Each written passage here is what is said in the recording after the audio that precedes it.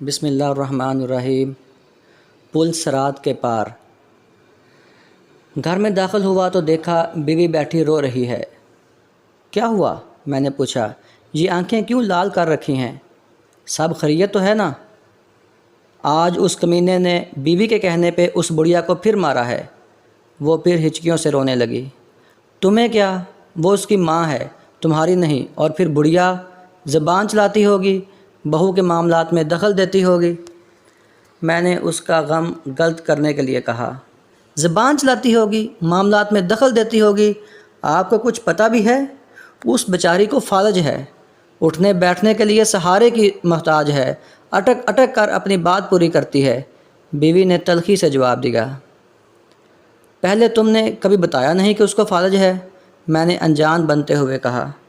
1000 دفعہ تو بتایا ہے، مگر آپ کو کپڑوں کے علاوہ کچھ یاد رہے نا؟ بیوی بولی۔ اچھا چھوڑو، ہم کر بھی کیا سکتے ہیں؟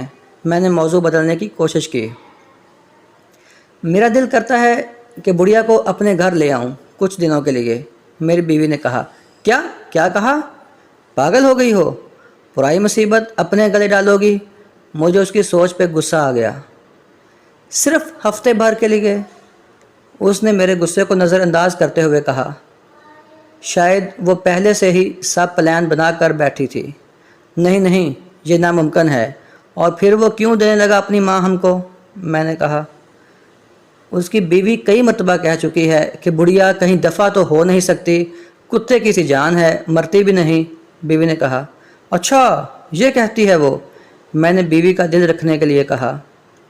بس اب آپ مان جائیں اور اس کو اپنے گھر لے آئیں۔ یہ کہتے ہوئے وہ میرے پہلو میں آ بیٹھی۔ اور یہی اس کا خطرناک حملہ ہوتا ہے، اپنی بات منوانے کا۔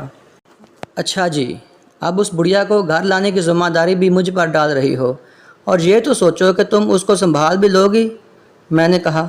اپنے بچے تو ہیں نہیں، میں بھی گھر میں سوائے ٹی وی دیکھنے کے اور کیا کرتی ہوں؟ چلو وہ آ جائے گی تو میرا دل بھی بہلا رہے گا۔ اس نے اداسی سے کہا۔ ہماری شادی کو 10 سال ہو گئے تھے، مگر اولاد سے محرومی تھی۔ میں نے سوچا چلو بات کر کے دیکھنے میں حرج نہیں ہے، کون سا وہ اپنی ماں ہمیں دینے پر راضی ہو جائے گا۔ اگر راضی ہو گیا تو میں نے سوچا پھر بھی 1 ہفتے کی ہی تو بات ہے۔ اگر بعد میں اپنے ہی گلے پڑ گئی تو؟ اچانک مجھے خیال آیا، اگر وہ بڑھیا مستقل گلے پڑ گئی تو؟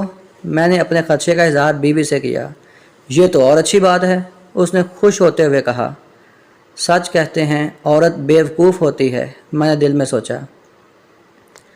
اگلے دن شام کو کافی سوچ بچار کے بعد میں ان کے گھر گیا۔ کچھ بات کرنے کے بہانے ڈرائنگ روم میں بیٹھا۔ اس نے جھوٹے منہ بھی چائے کا نہیں پوچھا، تو میں نے اپنے پلان کے مطابق اس سے کہا کہ میری بیوی فالج کا علاج قرآن پاک سے کرنا جانتی ہے، اور وہ آپ کی والدہ کا علاج کرنا چاہتی ہے۔ یہ سن کر اس نے کسی خوشی کا اظہار نہ کیا، تو میں نے اپنی بات جاری رکھی کہ اس میں مسئلہ یہ ہے کہ آپ کی والدہ کو ہفتہ بھر ہمارے ہی گھر پر رہنا ہوگا۔ آپ فکر نہ کریں، ہم ان کا اچھے سے خیال رکھیں گے۔ یہ سن کر اس کے چہرے پہ شرمندگی اور خوشی کے ملے جلے اثرات پیدا ہوئے۔ اس نے تھوڑی سی بحث کے بعد اجازت دے دی۔ میں نے اٹھتے ہوئے کہا کہ علاج میں 15-20 دن بھی لگ سکتے ہیں۔ اس نے اور بھی خوشی محسوس کی۔ کہنے لگا، سلیم صاحب میں تو چاہتا ہوں کہ میری ماں ٹھیک ہو جائے، بھلے مہینہ لگ جائے۔ اور یوں اس طرح اماں مستقل ہماری ہی ہو کے رہ گئیں۔ اگلے دن وہ بڑھیا ہمارے گھر منتقل ہو گئیں۔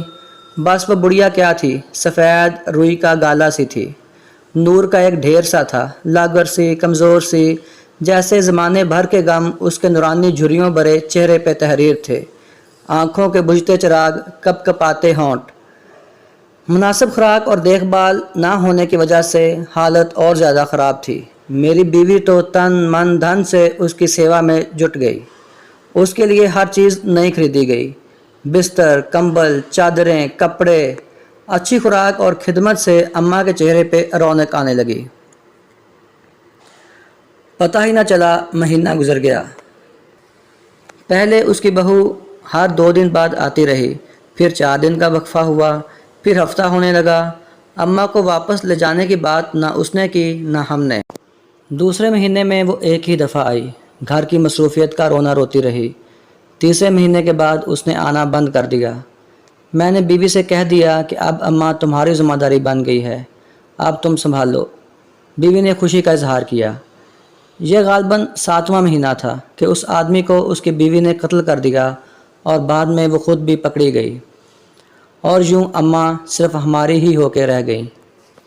ادھر جیسے جیسے اماں کی توانائی بحال ہو رہی تھی اور چہرے پہ رونق مسکان آنے لگی تھی، ویسے ویسے میرا کاروبار ترقی کرنے لگا۔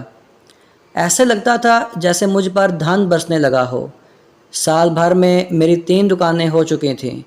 تیسرے سال ہم تینوں، میں، بیوی اور اماں نے حج کی سعادت حاصل کی۔ گلستان جوہر میں 500 گز کا بنگلہ خرید کر وہاں شفٹ ہو گئے۔ اماں ہمارے ساتھ 7 سال رہیں۔ ہر پل ان کا ہمیں دعائیں دیتے گزرتا اور ہم میاں بیوی خوشی سے پھولے نہ سماتے۔ عجیب کرامت یہ ہوئی کہ اماں کی برکت اور دعاؤں سے اللہ رب العزت نے مجھے اولاد سے نوازا۔ آج وہ ہمارے درمیان نہیں، مگر ان کی کمی شدت سے محسوس ہوتی ہے، جیسے کوئی اپنا کہیں کھو گیا ہو۔ ہم نے بھی کبھی ان سے ان کا نام تک نہ پوچھا، بس ان سے ایک خلوص کا رشتہ تھا۔ پچھلے دنوں میری بیوی بہت خوش تھی۔ وجہ پوچھی تو کہنے لگی، میں نے ایک خواب دیکھا ہے۔ کیسا خواب؟ میں نے دیکھا کہ محشر کا دن ہے اور سب حیران و پریشان کھڑے ہیں۔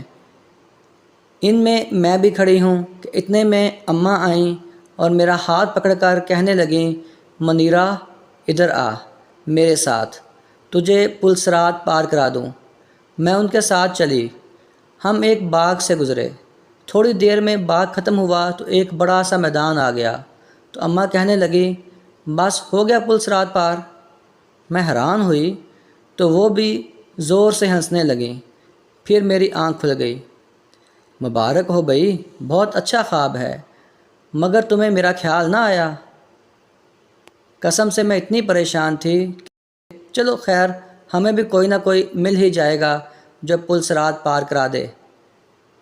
آمین، بیوی نے جیسے دل کی گہرائیوں سے کہا۔ اور پھر اس کو میں نے یہ نہیں بتایا کہ ایسا خواب میں بھی دیکھ چکا ہوں، بس فرق یہ تھا کہ اماں نے میرا ہاتھ پکڑتے وقت کہا تھا، چلو تمہیں منیرہ کے پاس لے چلوں، وہ پل صراط کے پار تمہارا انتظار کر رہی ہے۔